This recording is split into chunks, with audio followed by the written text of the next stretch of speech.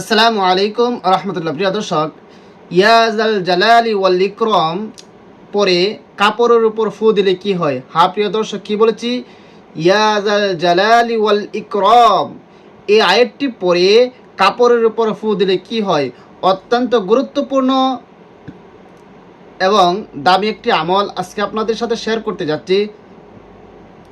ভিডিওটা শুরু থেকে শেষ পর্যন্ত দেখুন, দেখলেই আপনারা আমলটি বুঝতে পারবেন এবং নিজেরা শিখে রাখতে পারবেন। অনেক উপকার আসবে, অনেক কাজে আসবে। আপনি শিখে রাখেন। যেই সমস্যাটা সমাজের মধ্যে অহরহ হচ্ছে, সেই সমস্যা সমাধানের জন্য আজকে আপনাদেরকে এই আমলটি শেখাচ্ছি। ভিডিওটা শেষ পর্যন্ত দেখলে আমলটি শিখে রাখতে পারবেন। প্রিয় দর্শক, সেই আমলটি শুরু করার আগে আপনাদের কাছে একটা রিকোয়েস্ট, যারা আমার চ্যানেলের মধ্যে নতুন আছেন অবশ্যই চ্যানেলটি সাবস্ক্রাইব করে পাশে থাকা বেল আইকনটি বাজিয়ে দিবেন। প্রিয় দর্শক, কি বলেছি? ইয়াজাল জালালি ওয়াল ইকরাম পরে কাপড়ের উপর ফু দিলে কি হয়? প্রিয় দর্শক, সে আমলটি করার আগে সর্বপ্রথম আপনাকে যে কাজটা করতে হবে সেটা হচ্ছে, যাদের জন্য আমলটি করবেন তাদের কাপড় সংগ্রহ করে নিতে হবে। ধরুন, একজন ছেলে একজন মেয়ের জন্য আপনি আমলটি করবেন, তখন এই ছেলের ব্যবহৃত কাপড় এবং মেয়ের ব্যবহৃত কাপড় আপনাকে সংগ্রহ করে নিতে হবে। সংগ্রহ করে নেওয়ার পরে এরপরে আপনাকে এই আমলটি করতে হবে। কিভাবে করবেন? মনে করেন আপনি ছেলের কাপড়ও সংগ্রহ করে নিয়েছেন এবং মেয়ের কাপড়ও সংগ্রহ করে নিয়েছেন। নেওয়ার পর আপনি আমলটি করতে বসবেন। আমলটি করার আগে উজু করে নেবেন, পবিত্র হয়ে নেবেন যদি উজু না থাকে, কারণ গুরুত্বপূর্ণ কাজ একটি করতে যাচ্ছেন, এই জন্য পবিত্র হয়ে করবেন। কারণ আল্লাহ পাক রব্বুল আলামিন নিজে পবিত্র আর পবিত্রতাকে পছন্দ করেন। বিধায় আপনি একটি গুরুত্বপূর্ণ কাজ যখন পবিত্র হয়ে করবেন, এই কাজের গ্রহণযোগ্যতাটা মহান আল্লাহ পাক রব্বুল আলামিনের কাছে অনেক বেড়ে যায়। এই জন্য পবিত্র হয়ে কাজটি আপনি করবেন। মনে করেন আপনি উজু করে নিলেন, উজু করে নেওয়ার পর আপনি আমলটি করবেন। সর্বপ্রথম 3 বার ইস্তিগফার পড়বেন। আস্তাগফিরুল্লাহ রাব্বি মিন কুল্লি যামবি ওয়া আতুবু ইলাইহি লা হাওলা ওয়ালা কুওয়াতা ইল্লা বিল্লাহি আলিয়্যিল আযীম। আস্তাগফিরুল্লাহ রাব্বি মিন কুল্লি যামবি ওয়া আতুবু ইলাইহি লা হাওলা ওয়ালা কুওয়াতা ইল্লা বিল্লাহি আলিয়্যিল আযীম। আস্তাগফিরুল্লাহ রাব্বি মিন কুল্লি যামবি ওয়া আতুবু ইলাইহি লা হাওলা ওয়ালা কুওয়াতা ইল্লা বিল্লাহি আলিয়্যিল আযীম। 3 বার ইস্তিগফার পড়ার পর এরপর 3 বার যে কোনো দরুদ শরীফ পারেন আপনারা পড়ে নেবেন। আমি দরুদে ইব্রাহিম পড়তেছি। আল্লাহুম্মা সাল্লি আলা মুহাম্মাদিন ওয়া আলা আলি মুহাম্মাদ কামা সাল্লাইতা আলা ইব্রাহিম ওয়া আলা আলি ইব্রাহিম إنك حميد مجيد اللهم بارك على محمد وعلى آل محمد كما باركت على إبراهيم وعلى آل إبراهيم إنك حميد مجيد। এরকম ভাবে 3 বার ইস্তিগফার এবং 3 বার দুরূদ শরীফ পড়ার পর আপনি যে একজন ছেলের এবং একজন মেয়ের কাপড়টি নিয়েছেন সেখান থেকে একটি কাপড়ের টুকরা নেবেন। এবার কাপড়ের টুকরাগুলো বড় করবেন না, ছোট করে রাখবেন। কারণ ছোট করে কেন রাখবেন সেটা পরে বলতেছি। ছোট করে, বেশি বড় করবেন না। এরপরে একটি ওই ছেলে অথবা মেয়ের একটি কাপড়, 2টা কাপড় টুকরা রেখেছেন, যে কোনো একটা নেবেন। মনে করেন মেয়েরটা নিয়েছেন, নেওয়ার পর আপনি পড়বেন বিসমিল্লাহির রহমানির রহিম ইয়া যাল জালালি ওয়াল ইকরাম ইয়া যাল জালালি ওয়াল ইকরাম ইয়া যাল জালালি ওয়াল ইকরাম ইয়া যাল জালালি ওয়াল ইকরাম ইয়া যাল জালালি ওয়াল ইকরাম ইয়া যাল জালালি ওয়াল ইকরাম। কতবার পড়বেন? 41 বার। 41 বার পড়ার পর আপনি ওই কাপড়টার, মেয়ের কাপড়টার মধ্যে একটি ফু বা দম করবেন এবং ফু দেওয়ার সময় আপনি ওই মেয়ের নাম এবং মেয়ের মার নাম মনে মনে নেবেন। মনে করেন আপনার মেয়ের কাপড়ের আমল করাটা শেষ, এখন ছেলের কাপড়টা নেবেন। ছেলের কাপড়টা নিয়ে হুবহু এরকমভাবে এখানে আবার 3 বার ইস্তিগফার, 3 বার দুরূদ শরীফ পড়তে হবে না, বরং আগে পড়েছেন সেটাই হবে।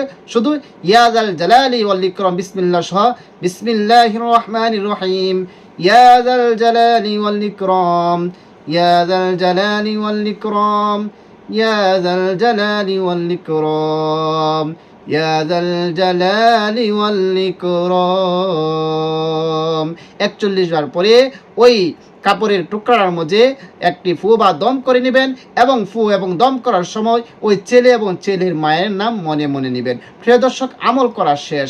যখন আমল করা শেষ হয়ে যাবে, আবারও 3 বার যে কোনো দুরূদ শরীফ পড়েন আপনারা পড়ে নেবেন সাল্লাল্লাহু আলাইহি ওয়াসাল্লাম, সাল্লাল্লাহু আলাইহি ওয়াসাল্লাম, সাল্লাল্লাহু আলাইহি ওয়াসাল্লাম।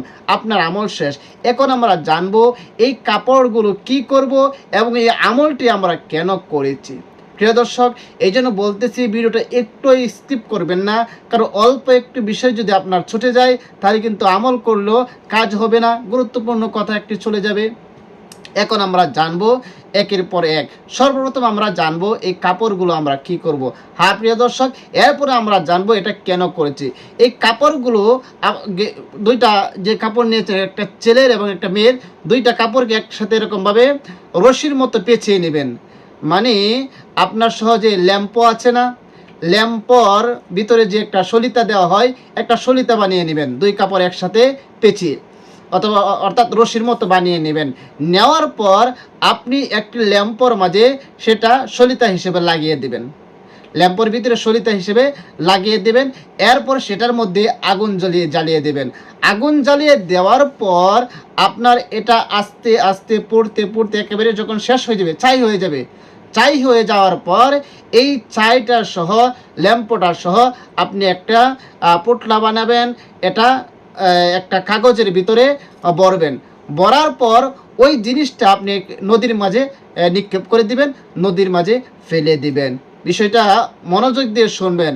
যে দুইটা কাপড় একসাথে করে ল্যাম্পর যে সলিতা আছে সেটা বানাবেন, বানানোর পর ল্যাম্পর মাঝে সেটা ব্যবহার করবেন এবং আগুন জ্বালিয়ে দেবেন। পড়তে পড়তে যখন সবটা পরে ছাই হয়ে যাবে, সেই ছাই এবং ল্যাম্পর সহ সম্পূর্ণটা একটা কাগজের মধ্যে নিয়ে বা একটা পোটলার মধ্যে নিয়ে আপনি নদীর মধ্যে নিক্ষেপ করে দিবেন।